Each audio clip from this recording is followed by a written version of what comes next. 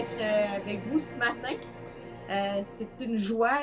On a toutes sortes de joies dans la vie, mais de raconter ce que Jésus a fait dans ma vie, comment il m'a transformée et l'espérance qu'il m'a donnée, je pense que j'ai pas de plus grande joie que de faire ça, dans le fond. Puis je suis contente de le faire avec vous ce matin. Juste pour vous donner une petite idée, je suis mariée depuis février 2004. J'ai 3 enfants, devrais-je dire 3 adolescents. Donc, une vie bien occupée, bien remplie, avec de nombreux défis. On a une grande fille, Anne, de 15 ans, Sophie a 13 ans et notre garçon Emmanuel a 12 ans. Donc, j'aimerais vous raconter mon histoire et surtout l'histoire de Jésus dans ma vie. Parce que sans Jésus dans ma vie, il n'y a pas d'histoire à raconter. Donc, moi, je suis née à Montréal il y a 52 ans. Et quand je suis née, j'ai un frère qui avait déjà 2 ans. Et mes parents, après quelques mois, ont découvert que je ne voyais pas. Ça a été difficile pour eux. Ça a été un choc. Je pense que c'est toujours un choc quand un parent apprend que son enfant a un handicap. Mais j'ai continué à grandir et j'ai eu le privilège de fréquenter une école pour non-voyants. À l'époque, on n'avait pas d'autres options et ça a quand même contribué à mon développement, je dirais, social autant que d'apprendre toutes sortes de choses dans la vie quotidienne. Moi, j'ai grandi, j'ai eu une sœur aussi de 3 ans et demi, ma cadette, qui partagera son témoignage dans les prochains mois. Elle aussi, elle a plein de choses à raconter. Et on a grandi avec une mère qui avait grandi dans la religion catholique, qui était très croyante. Et heureusement qu'elle était croyante parce qu'en tant qu'enfant, dans notre famille, on a vécu toutes sortes de difficultés. On avait un père qui était alcoolique. Et j'aime dire il était parce que Dieu l'a guéri. Et on a grandi dans un contexte familial plutôt difficile à cause de ça. Mon père avait eu une enfance difficile, a eu un début de jeune adulte aussi éprouvant. Et l'alcool a pris beaucoup de place dans sa vie. Et ça a rendu notre vie familiale difficile. Mais l'histoire ne se termine pas là parce que mon père a vécu toutes sortes de choses, mais un jour, il a rencontré Dieu. Il a découvert le pardon en Jésus et ça a transformé la vie de notre famille et ma vie à moi. Donc, j'ai grandi les 16 premières années de ma vie en croyant en Dieu, en croyant que j'étais une bonne fille. Je n'avais pas extérieurement, je ne buvais pas, je ne fumais pas, je ne faisais pas des mauvais choix, je ne volais pas, je pense que je ne trichais pas. Ça, je m'en souviens moins, mais en tout cas.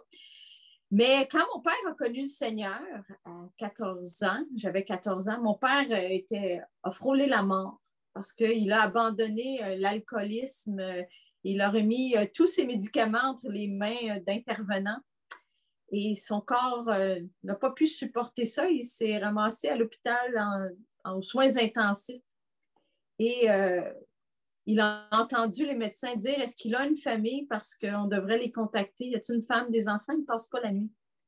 Et mon père a crié à Dieu. Il a dit Dieu, si tu existes, sors-moi d'ici puis je vais te chercher. Et c'est le miracle que Dieu a fait dans sa vie. Il l'a délivré d'une mort imminente, je dirais. Et il a connu Jésus.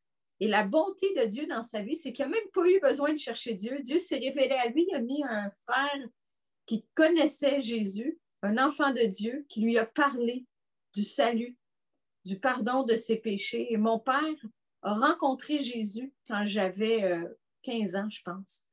Et Dieu savait ce qu'il faisait, comme toujours. Il savait qu'en tendant la main à mon père étant un vendeur expérimenté, quand mon père est convaincu de quelque chose, il n'a pas peur d'en parler. Et mon père a commencé à nous parler de Jésus. Puis là, je me disais, mais pourquoi il nous parle de Jésus? Moi, je connais Jésus, je sais que Jésus est bon, je sais que je suis une bonne fille, puis moi, je crois que je m'en vais au ciel parce que, oui, je croyais à un enfer pour les méchants, les bandits, les criminels, mais moi, je suis une bonne fille, là. Puis, mais vous savez, mon père insistait tellement qu'un jour, je me suis dit, il voulait qu'on aille avec lui parce que le dimanche, il allait avec les frères, il allait à l'église, puis il dit, venez, tu sais, puis m'emmener. je me suis dit, c'est quoi 2 heures dans une semaine pour plus qu'il m'en parle? Fait que j'ai décidé, on est allé en famille. C'était pas pour les bons motifs, mais le Seigneur utilise tous les motifs pour se révéler à nous. Et semaine après semaine, je suis allée. Et un jour, je me suis dit, tant qu'à être assis ici, je vais écouter. Et un bon dimanche matin, au mois d'août, le 25 août 1985, je m'en souviens très bien parce que c'était la veille de mon entrée au cégep.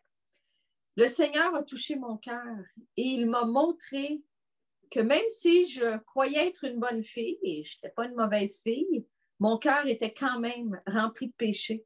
Parce que des mauvaises pensées, j'en avais. Le mensonge faisait partie de ma vie, l'égoïsme, la convoitise et plein d'autres choses, l'orgueil, toutes des choses qui faisaient en sorte que je n'avais pas de relation avec Dieu. Oui, je connaissais Dieu.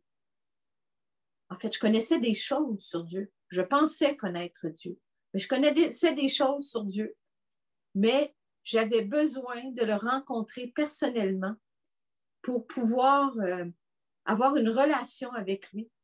Je me rendais compte que mon péché me séparait de Dieu et que même si je croyais qu'il existait, la parole de Dieu dit que même les démons savent que Dieu existe et quand ils pensent à Dieu, ils tremblent parce qu'ils le connaissent, ils savent qui il est. Donc, je croyais que Dieu existait, mais je ne le connaissais pas personnellement et ça fait toute la différence. Et ce jour-là, j'ai compris que j'avais besoin de demander à Jésus de venir pardonner mes péchés. Et c'est tout ce que j'avais besoin de faire pour qu'il, dans le fond, reconnecte avec moi. Parce que Dieu, quand il crée l'homme, Adam et Ève, il les crée parfait à son image. Et le but de Dieu, c'est d'avoir une relation avec ses créatures. Mais malheureusement, tout ça a été gâché quand Ève a cru Satan qui avait pris une forme du serpent.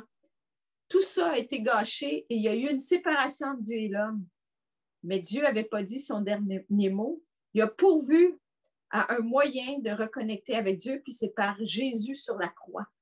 Et c'est ce que je comprenais ce jour-là. Jésus était mort sur la croix, pas, oui, pour les péchés de tout le monde, du monde entier, mais surtout pour les miens, pour moi personnellement, puis il voulait rétablir cette relation brisée. Parce que quand je suis née physiquement, mais j'étais morte spirituellement. Cette relation brisée dans le jardin d'Éden, elle était aussi brisée pour moi parce que j'étais née dans le péché, parce que tous les hommes ont péché. C'est ce que la Bible dit. Et je ne faisais pas exception à ça. Mais le 25 août 1985, j'ai compris que Jésus voulait régler ça et qu'il l'avait fait à la croix. Et ce jour-là, j'ai demandé à Jésus de venir pardonner mes péchés. Et vous savez quoi? Ce jour-là, j'ai retrouvé la vue. Et tout le monde dirait, wow, c'est extraordinaire, mais pas la vue physique. On pense que ce serait extraordinaire si je retrouvais la vue physique. Mais c'est rien, ça. Parce que la vue physique, là, c'est bon maintenant. Ça nous aide dans certains domaines de notre vie, mais ça ne nous donne pas l'essentiel. L'essentiel, c'est ce qu'on vit en dedans de nous. L'essentiel, c'est notre âme. Le corps physique, c'est une enveloppe. Mais la vraie vie se trouve dans notre âme. Et le jour où j'ai connu Jésus, les yeux de mon cœur se sont ouverts. Et il y a toutes sortes d'êtres humains qui ont cité ça. Hein. On ne voit bien qu'avec les yeux du cœur, l'essentiel est invisible pour les yeux. Jerry Boulet l'a chanté. Mais vous savez, c'est une réalité spirituelle. Les yeux de notre cœur peuvent s'ouvrir. Et quand ils s'ouvrent, notre vie change. Et j'ai découvert qui était Jésus. Ça a été le début d'une relation personnelle et intime avec lui. Vous savez, dernièrement, on a dit adieu à une grande vedette du Québec, Michel Louvain. Et plein de gens ont rendu témoignage de ce qu'ils connaissaient de lui. Mais vous savez, il y a plein de gens qui aimaient Michel Louvain et qui connaissaient plein de choses sur lui, mais qui ne le connaissaient pas personnellement. Et c'est la réalité de plein de gens qui disent croire en Dieu, comme moi, mais qui connaissent des choses sur Dieu, mais qui ne le connaissent pas personnellement. Et le jour où j'ai connu Jésus personnellement, il a fait différentes choses dans ma vie et j'aimerais ça vous en parler. Premièrement, il m'a donné l'assurance de la vie éternelle. Qu'un jour, les yeux de mon cœur, qui étaient maintenant ouverts, mais qu'un jour, quand je meurs, je ne meurs pas vraiment, je m'en vais en sa présence et que là, mes yeux physiques vont s'ouvrir. Et c'est la première chose que mes yeux physiques vont voir avec mon nouveau corps. Savez-vous, c'est quoi? C'est mon Sauveur, Jésus. Je vais le voir face à face. Et ça, c'est la plus belle chose, personne que je pourrais voir. Et ça, c'est extraordinaire. Mais en attendant, Jésus m'a donné sa paix. Une paix qui surpasse toute intelligence, qu'on ne peut pas comprendre. Jésus m'a donné la paix que même si je ne vois pas avec les yeux physiques, je peux être heureuse parce qu'il habite en moi et il fait la différence dans ma vie. J'ai l'espérance qu'un jour, ma vie va être extraordinaire. Et déjà, parce que la vie éternelle, c'est de connaître Jésus et que je le connais, bien, ma vie éternelle a commencé ici sur terre. Ma relation avec le Seigneur Jésus existe déjà et j'ai appris à marcher avec lui. Et ce que ça a fait dans ma vie, c'est que j'ai commencé à marcher avec une pleine assurance. Il y a un verset dans la Bible qui dit Jésus est la lumière du monde. Celui qui le suit, qui marche à sa suite, ne marchera pas dans les ténèbres, mais il aura la lumière de la vie. Et c'est ce que j'ai eu à l'âge de 16 ans. Moi, là, même si je ne vois pas physiquement, je marche dans la lumière. Mes yeux sont ouverts. J'ai connu Jésus et ça ne dépendait pas de moi, de qui je suis, mais de qui lui est.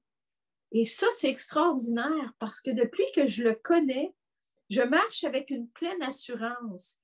Et Jésus me donne la capacité d'accomplir plein de choses que je ne pensais pas possibles.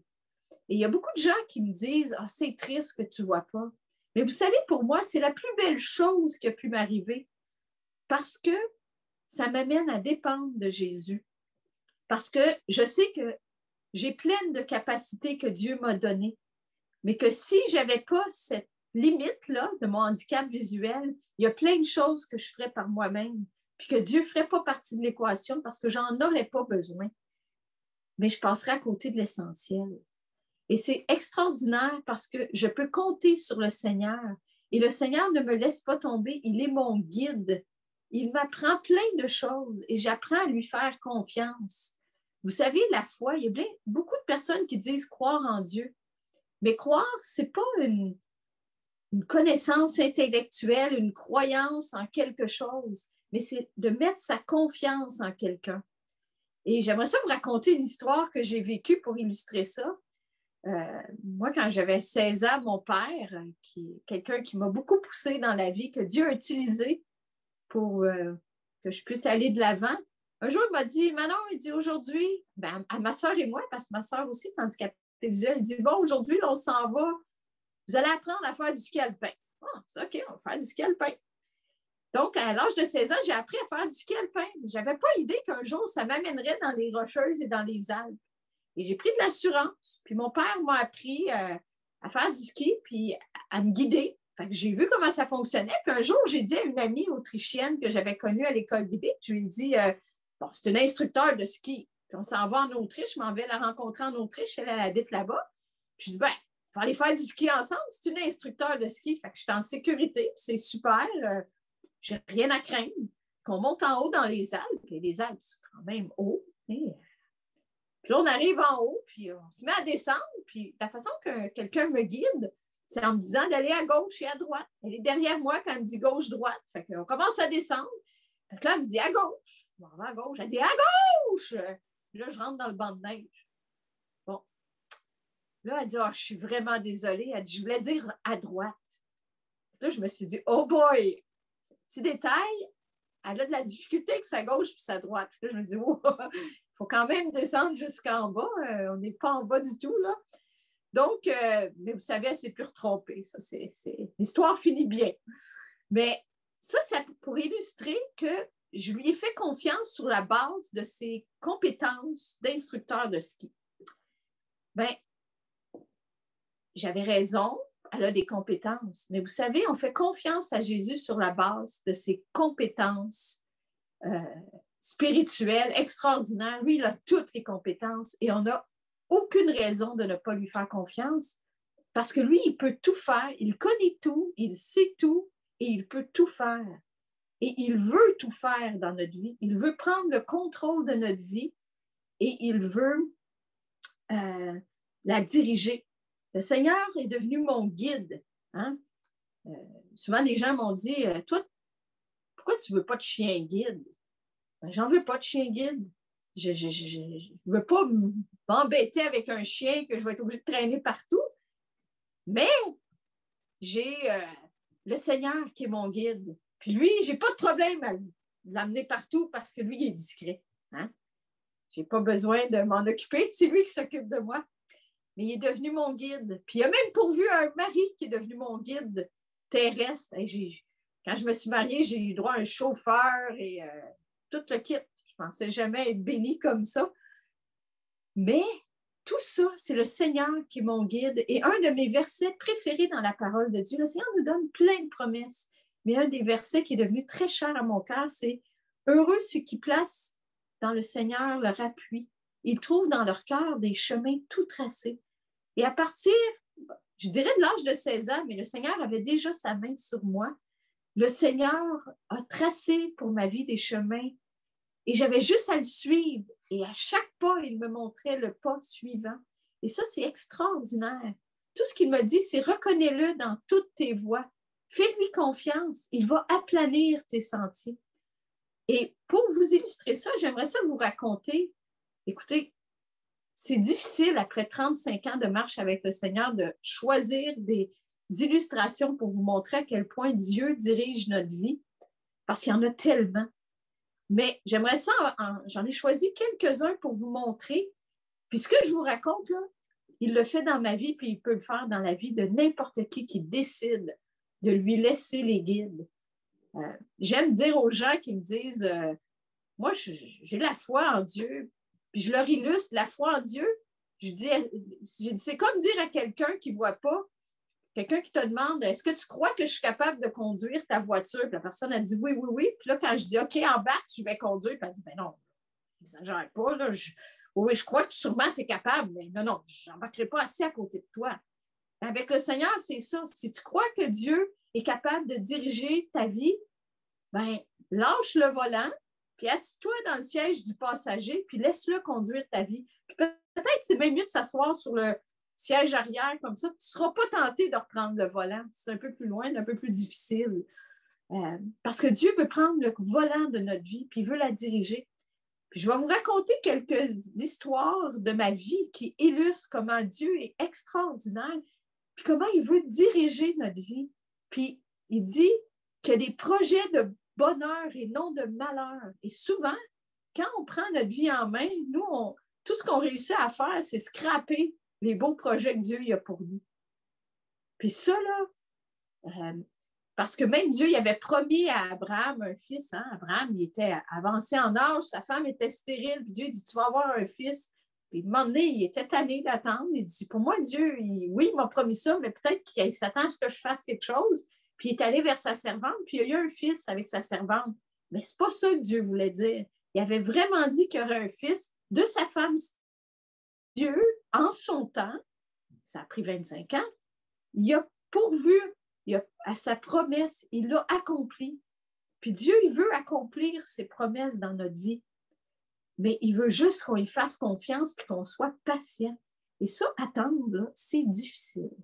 Mais Dieu a promis de prendre soin de nous. Donc, je parle beaucoup.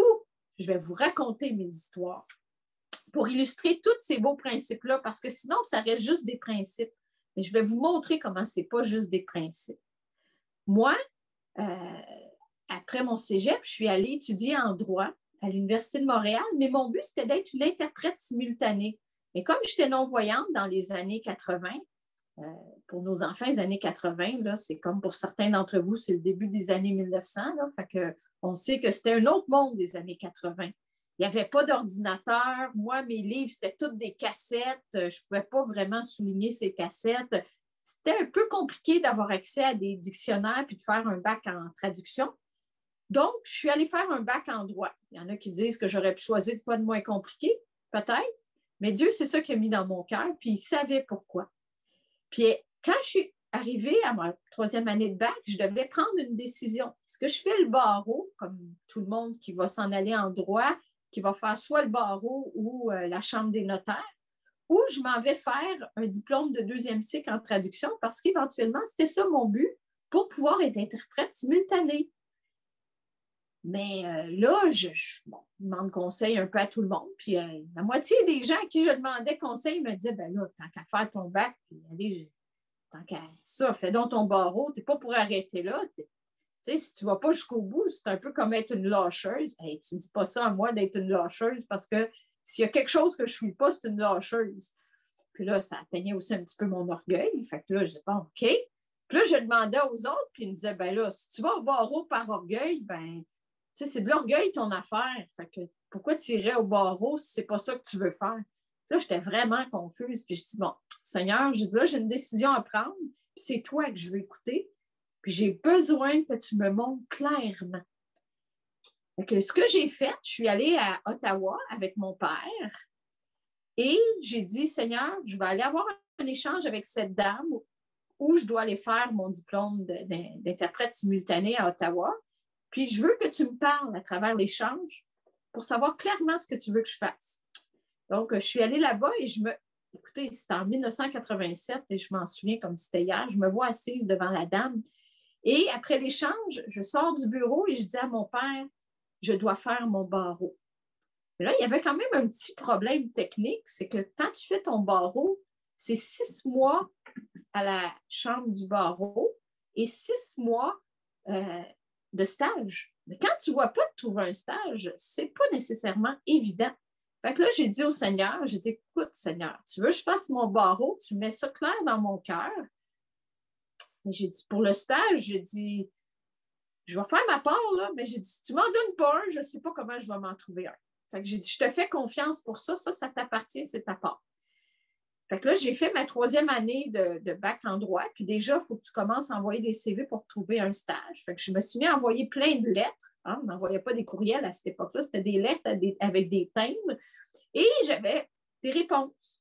Et toutes les lettres, comme j'y recevais, il était papier, je ne pouvais pas lire, je disais toujours à la personne qui me disait, regarde juste s'il y a un petit mot qui dit malheureusement ou pas, là, puis, et le petit mot malheureusement était toujours là. Malheureusement, on n'a pas besoin de stagiaires, peu importe. Puis là, à la fin de cette 3e année-là, je partais pour l'été, je partais 3 mois pour parler de ce que le Seigneur avait fait dans ma vie. Et alors que j'arrive à l'endroit où je dois faire une formation, mes parents m'appellent et ils disent « Bell Canada vient de t'appeler. Ils ont dit qu'ils ont entendu dire que tu te cherchais un stage puis ils veulent avoir ton CV. » J'ai fait « Wow! Bell Canada, mais je n'ai pas postulé là du tout. » Et j'ai envoyé mon CV, j'ai été reçue en entrevue, j'ai su que dans le fond, j'étais porte-parole pour un organisme où la vice-présidente du CA était une des vice-présidentes, non, la présidente du CA était une des vice-présidentes chez Bell Canada et elle avait eu à cœur mon stage, puis elle était allée voir le contentieux légal chez Bell Canada, puis elle avait dit, vous devez prendre cette jeune fille-là en entrevue. Et j'ai eu un stage. Et vous savez, en 1987, j'ai été payée presque 18 $ de l'heure pour faire un stage en droit. J'avais des amis qui avaient des stages de 200 $ par semaine, qui avaient des bien meilleures notes que moi. Et ils n'en revenaient pas. Ils disaient, comment ça se fait que tu as eu un stage comme ça? Et je leur disais, vous connaissez très bien mes connexions.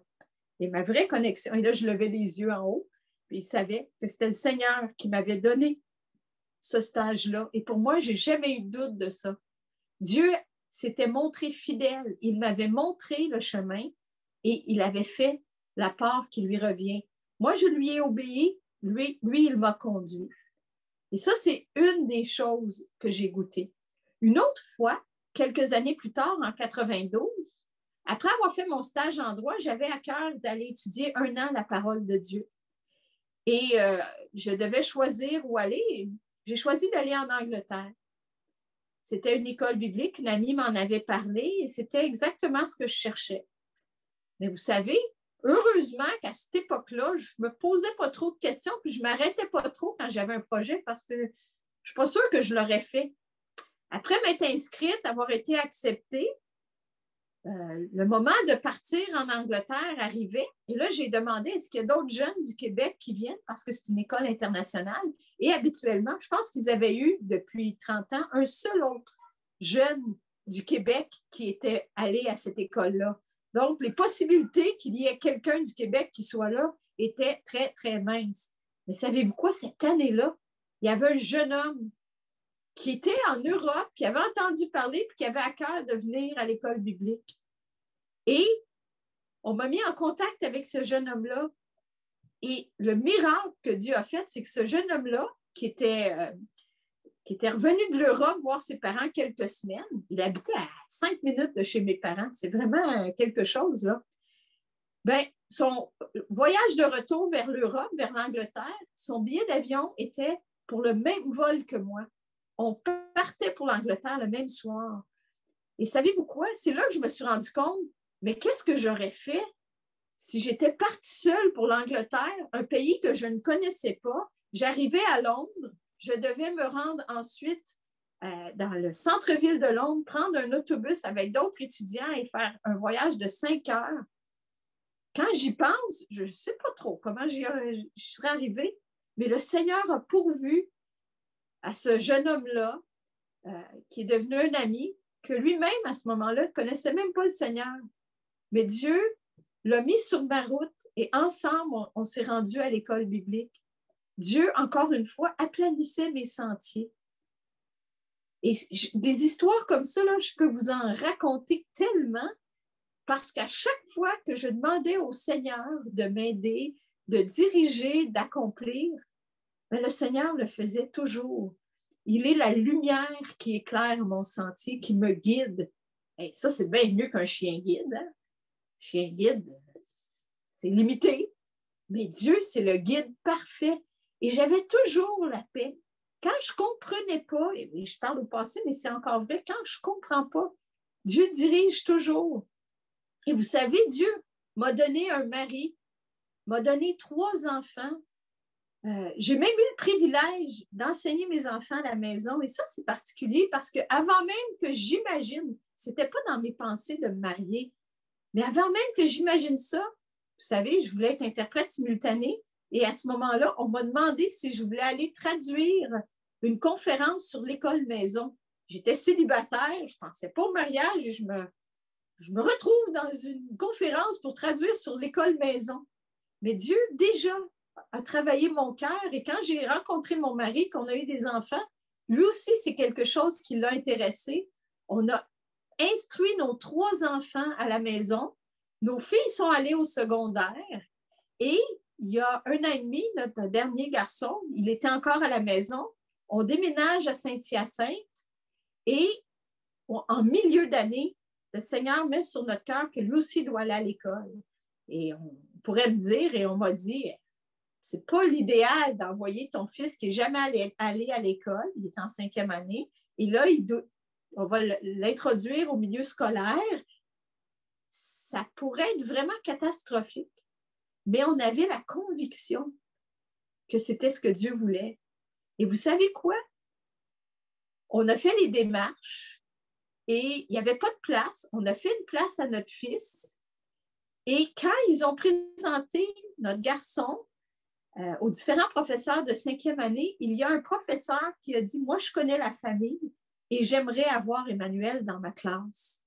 Et le lendemain, quand on est allé inscrire Emmanuel à l'école et qu'on a rencontré son professeur, on a eu la grande surprise et la grande joie de voir que cette jeune femme, on l'avait rencontrée quand nos filles mutuelles faisaient de la gymnastique ensemble. Et on était loin de se douter qu'un jour, elle deviendrait le professeur de notre garçon. Et le meilleur ami, parce qu'il y avait une amie à nous qui priait pour notre fils pour qu'il se fasse un ami cette journée-là, quand il arriverait à l'école. Et on a découvert que la première journée, il s'est fait un super bon ami, qui est encore son ami, et sa mère est devenue une amie parce qu'elle connaissait Jésus. Et vous voyez, quand le Seigneur prépare la voie, ce qu'il fait est parfait. Et en plus, on venait tout juste de déménager à Saint-Hyacinthe. Et depuis que je me suis mariée, on a dû déménager à quelques reprises. Et chaque fois, si j'avais du temps, je vous raconterais, chaque fois où on a dû vendre notre maison et acheter une autre, il y a toujours une histoire à raconter.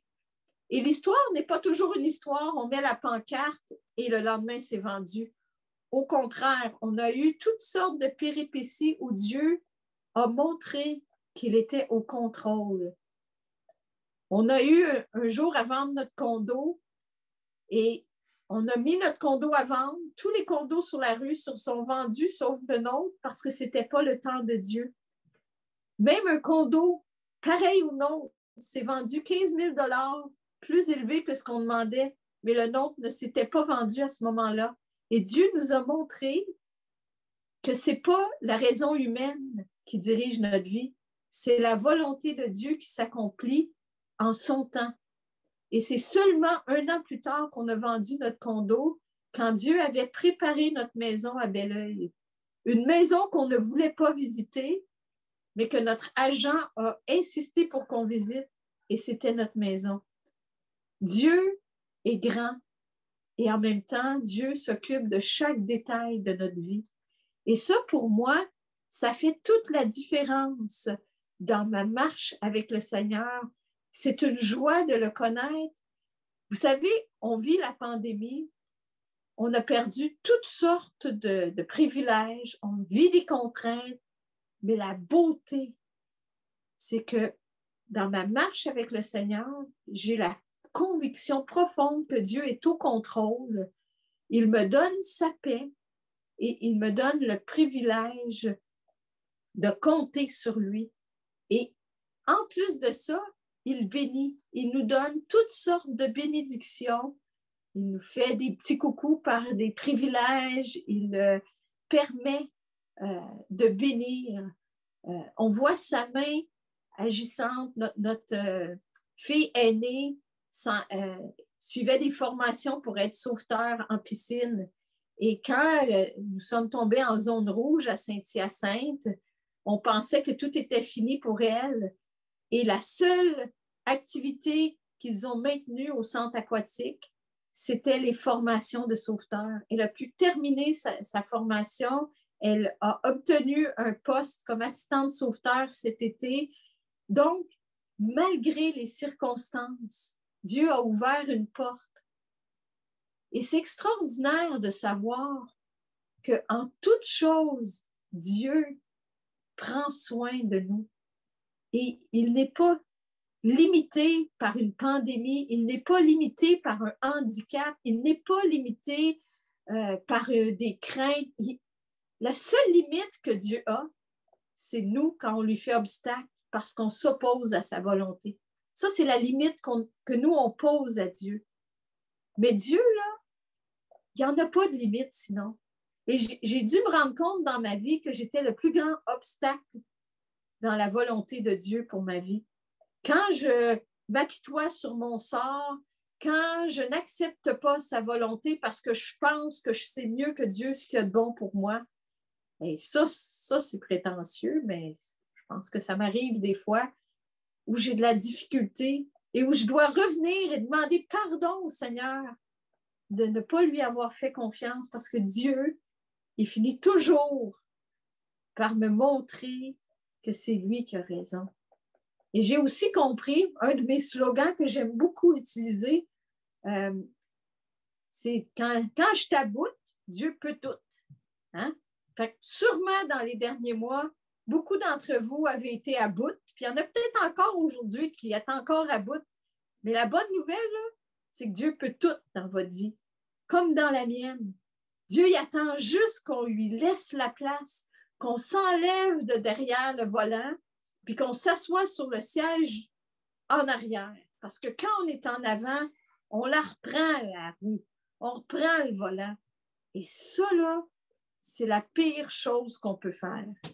Enlever le volant de notre voiture, de notre vie, des mains de Dieu.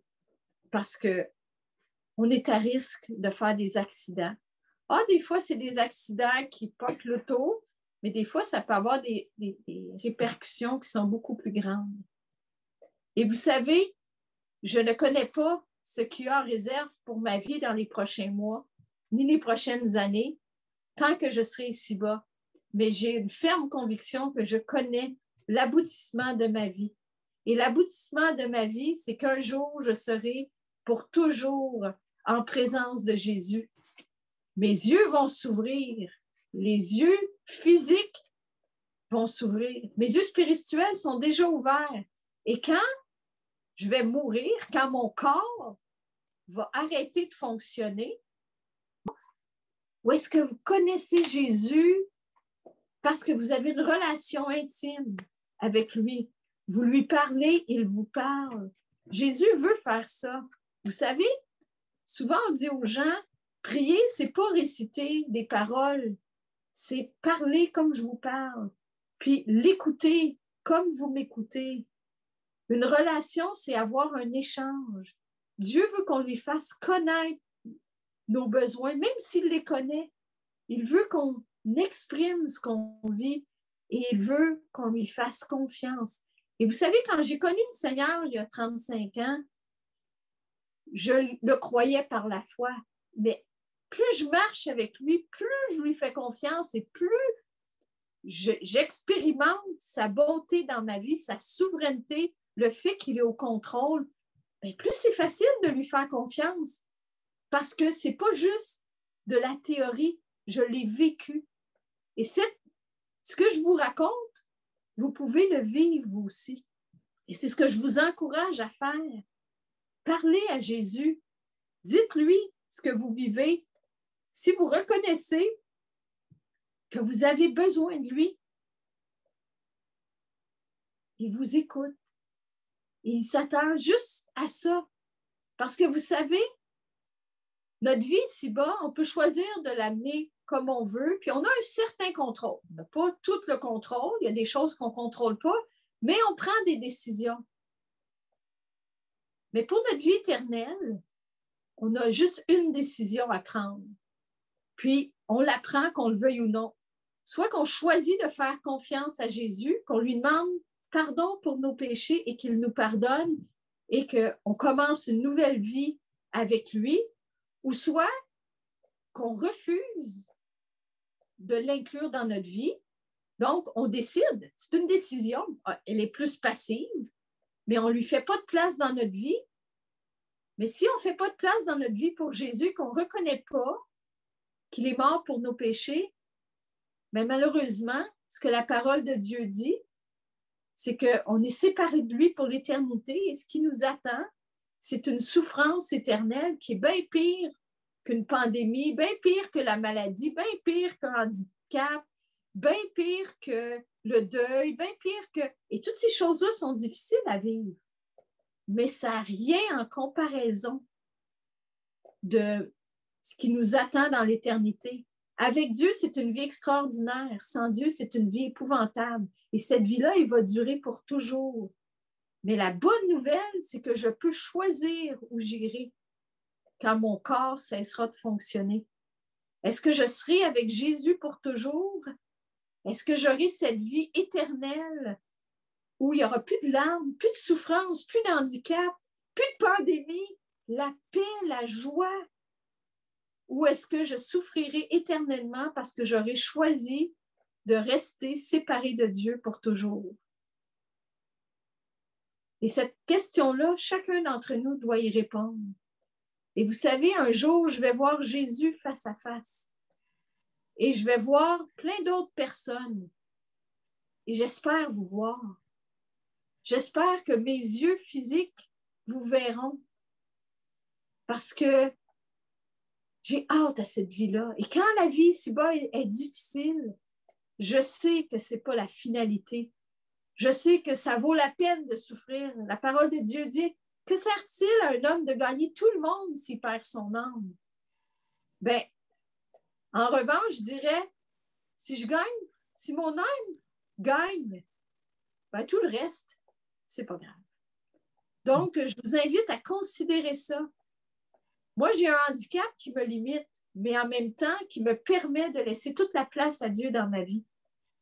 Mais si vous vous sentez aujourd'hui que vous avez des limites, que vous avez des tristesses, n'importe quoi, donnez-les à Jésus.